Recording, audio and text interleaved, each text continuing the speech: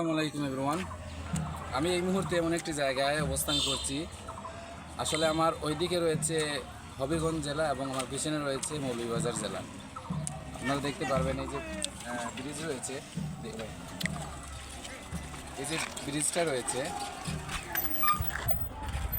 এই ব্রিজের হচ্ছে গিয়ে পিছন দিক হচ্ছে গিয়ে হবিগঞ্জ, আর আমার যে সামন দিক রয়েছে অর্থাৎ এই দিকটা হচ্ছে গিয়ে মৌলভীবাজার সদর উপজেলার দেওয়াননগর গ্রাম, যেটা ওইটা হচ্ছে গিয়ে এই ব্রিজের ওপাশ।